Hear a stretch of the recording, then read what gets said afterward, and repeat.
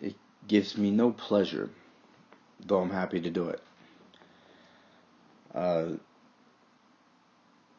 in case you didn't hear, the word on the street is that we were some 10 minutes away from a possible domino effect into the unthinkable, the thermonuclear war, if something were to, um, if any of the trigger points really, Iran's the latest in the headlines every time before a summit that all these leaders say they're good friends, and Trump too. Something comes crashing down like a meteor out of nowhere. Only these are much more easier to predict than meteors, than asteroids and comets.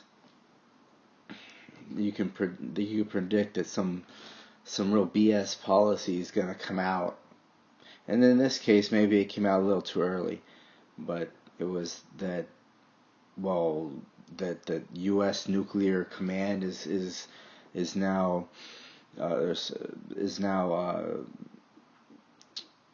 justifying the use of what appears to be many nuke capabilities using these are nuclear weapons, forget about it, it's nuclear weapons. So that just has not only all the obliterating implications of diplomatic treaties, situations, the obliteration of property, limb, and life, young and old, male and female, all, or whatever. I'm not trying to create this, you know, I'm talking about just a real rough time for everyone. And the word on the political street is that, well, I think Helga Zepp-LaRouche is responsible for recently reminding people that there was the sleepwalk before the moonwalk. There was a sleepwalk in early 19 teens. It's written about in eerily glowing ways the not just indifference in terms of politics, pessimism that would turn itself into an indifference, which without the citizen being active, it gives way to corruption, etc. But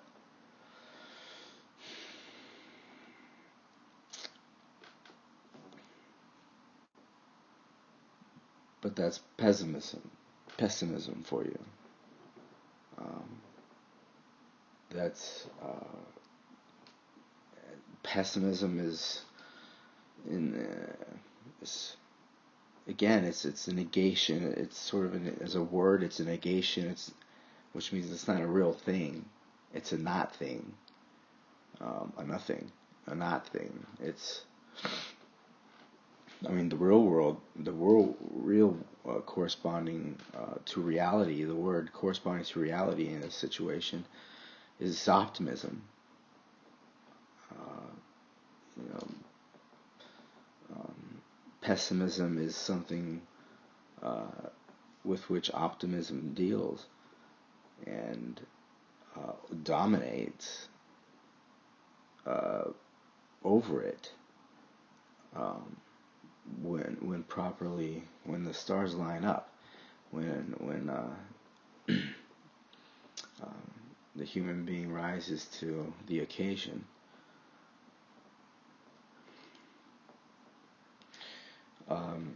So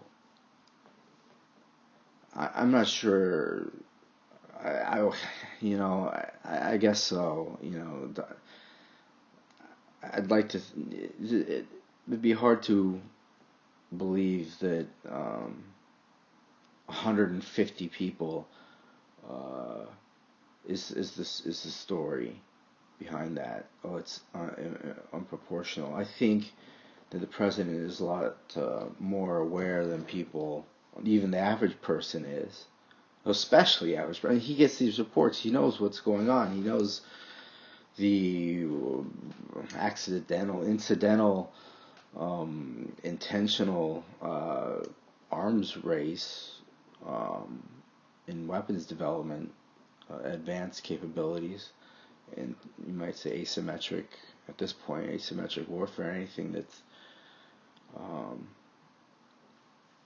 is underneath, I guess the traditional ballistic missile. Anything that sneaks under that is a sort of asymmetric capability. It's like hiding it's what you would see in urban settings, a kind of defensive sneak under a larger apparatus.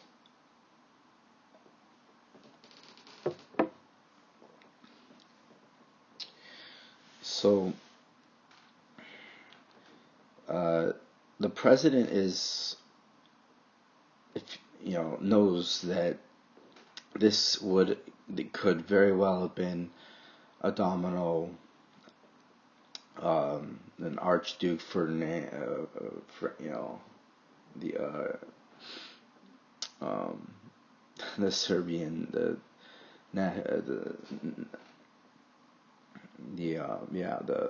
heir to the Austro-Hungarian Empire was assassinated, which dominoed into the World War One catastrophe, human catastrophe. That today people think that the stakes over the last week were 150 people. And, maybe that's just sort of the way that Trump's advertiser people try to, maybe whisper in his ear to kind of phrase the comment, even with his known spontaneity, auto spontaneity in Twitters. This was obviously something he took time, carefully phrased, I think, or something like that. But what was at stake was the obliteration of civilization, with the already published by the Defense Department for like a week and then taken down, that the U.S. Is in a position to express the policy that using tactical nuclear weapons, perhaps many nuclear weapons, many than many, essentially, because that's the nature of the thing. You use one, you use them all, you hear saying. But that they can, with the review only had in its scope the perhaps decisive effect that it would have on shifting, turning a battle towards, victory, towards stability. What they're saying, and I don't think anyone can really. I have not heard anyone get through that last part without laughing, because, they're saying using nuclear weapons is the key to stability. Okay. Huh. Wow. The piece of a graveyard, yeah? Okay. So that's insane. It's insane that no one who would read it, that's why it was taken down, the common sense of the average person would see the quick domino, because if you attack Iran say Iran like that, then you're really attacking something that a policy of regime change against which Russia and China and probably Modi would have all by now, with their own protective organizations, like the Shanghai Cooperation Organization, I believe has some kind of, I think that has also a coordination of military security, intelligence security at least. But also the old Warsaw Pact, or new the Eurasian Economic Union, and they have these countries like Kazakhstan and Russia and the combinations of the many in the area that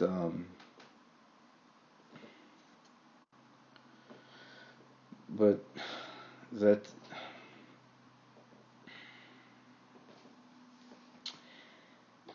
it's just one of many points of contact that are ripe for catastrophe, like the early 19 teens catastrophe of World War One, and leading into the rest of the 20th century catastrophe. And we're sleepwalking in it, but this time we're sleepwalking into it. And even once you get to it, it's actually funny the way that some have described it. I don't know how true it is, but a euphoria, almost like an unleash of something that you take a nation or a group of nations that have been living in the nightmares, that have been living in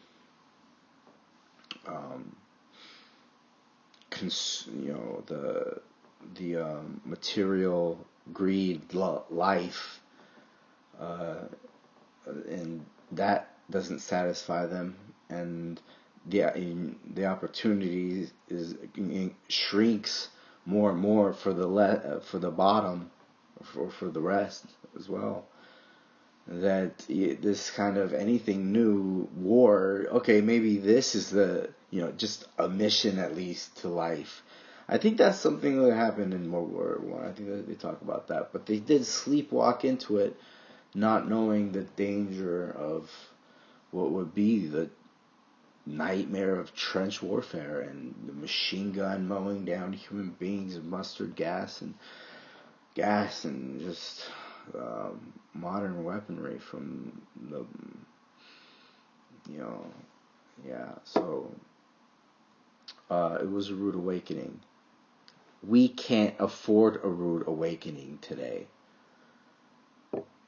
We can't afford, because the policy, it seems to be a very public policy by now, of places of key nations like Russia, China, and perhaps India's. I'm not quite sure about this. Still might be, but definitely Russia and China have made it pretty clear that the old regime change policy is opposed not just by Trump and his words, but but by them as well. That regime change is done. That Ukraine really was a turning point, and Syria was emboldened by Russia saying, "Look, you can't overturn Ukraine was a Western intelligence operation. That's what it was. The coup. It was a coup against the elected president, the elected government, and it was carried out by tactical forces, which did some really dirty operations, including burning down a building full of hundreds or so of men, women, and children, I suppose, somewhere in the Crimea, which really sparked the reason why they had wanted nothing to do with the poisonous Ukrainian or quasi in name only Ukrainian rebels, which were not leftist rebels, you would say. I mean, these were straight out Nazi guys. Bandera, what is his name? This guy worked with the Nazis as they were moving east against Russia, accomplishing with even greater haste the terror of concentration and death camps. With glee. That's, and you can hear it in their incarnations. When you go back to the video of the storming of the government offices and the constant drumbeat in the West about how student protesters with rocks or whatever were shot at and baton or whatever. But that's not the whole story. It's not even the critical part of the story. It is the critical part of the propaganda. It is.